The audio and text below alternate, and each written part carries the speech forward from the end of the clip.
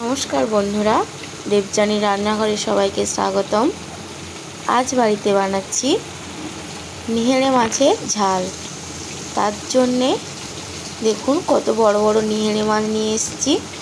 প্রথমে নিহেলে মাছগুলোকে কেটে বেছে পরিষ্কার করে লবণ মাখিয়ে বেশ কিছুক্ষণ রেখে দিলাম, যাতে এর থেকে জলটা বেরিয়ে যায়। প্রায় 10 মিনিট পর ওর মধ্যে দিয়ে দিচ্ছি হলুদের গুঁড়ো, দিয়ে ভালো করে মেখে নেব।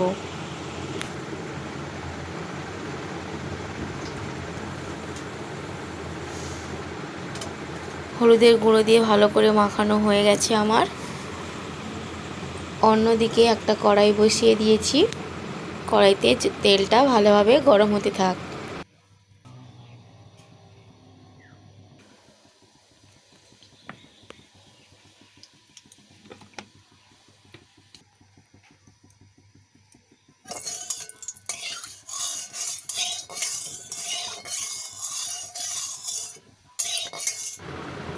তেলটা আমার ভালোভাবে গরম হয়ে গেছে।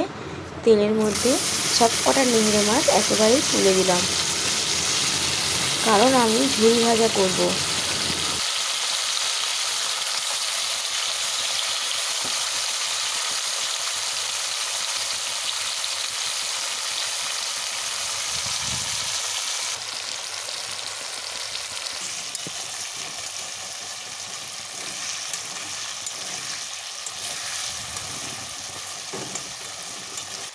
দেখুন বন্ধুরা, ভাজতে ভাজতে কেমন ভেঙে গুঁড়ো হয়ে গেছে মাছটা।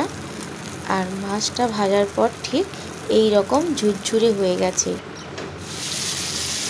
তুলে নিলাম মাছটা তুলে নেওয়ার পর ওই কড়াতেই দিয়ে দিলাম কুচনো আলু, দিয়ে অল্প করে ভেজে নেব। আলুটা একটু নেড়ে চেড়েই দিয়ে দিলাম কুচনো পেঁয়াজ। আলুটাকে বেশিক্ষণ ভাজিনি, হালকা করে একটু ভেজেই দিয়ে দিলাম কুচনো পেঁয়াজ।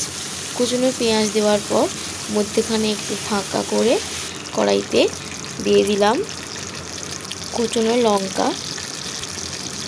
পেঁয়াজটা হালকা ব্রাউন কালার হয়ে গেলেই দিয়ে দেবো কুচনো লঙ্কা। ওর মধ্যেই দেবো রসুনের পেস্ট। রসুনের পেস্টটা হালকা করে নেড়ে ওর মধ্যেই দিয়ে দেবো কুচনো টমেটো। টমেটোর মধ্যেই দিয়ে দেবো আদার বাটা।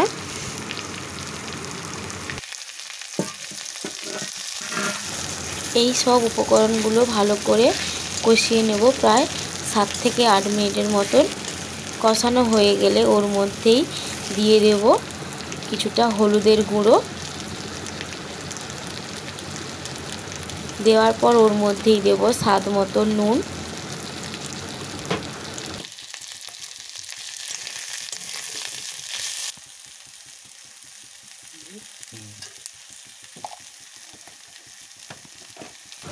নুনটা দেওয়ার পরই দিয়ে দেব লঙ্কার গুঁড়ো। আপনারা ঝালটা বুঝে দেবেন, কে কতটা ঝাল খেতে পছন্দ করেন। আমার এটা ভালোভাবে কষানো হয়ে গেছে। ওর মধ্যেই দিয়ে দিলাম অল্প একটু জল দিয়ে বেশ কিছুক্ষণ কষিয়ে নিলাম। কষিয়ে নেওয়ার পর ওর মধ্যেই দিয়ে দিলাম সেই ভেজে রাখা মাছগুলো দিয়ে ওই বাটি ধোয়া মশলার জলটা সামান্য একটু দিয়ে দিলাম।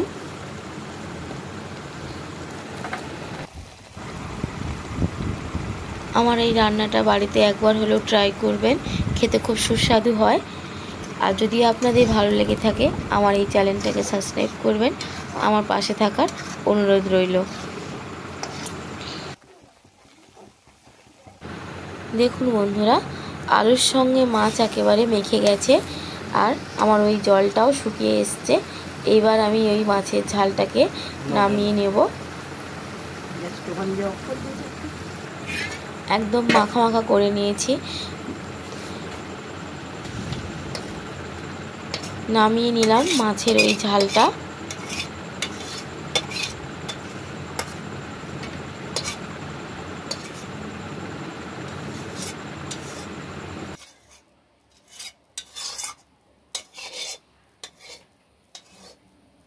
আপনারা যারা নিহিরে মাছ খেতে পছন্দ করেন বাড়িতে অবশ্যই ট্রাই করবেন। দেখুন বন্ধুরা, আমাদের মাছটা রান্নার পর দেখতে ঠিক এরকম লাগছে। খেতে খুব সুস্বাদু হয়, বাড়িতে অবশ্যই ট্রাই করবেন। নমস্কার।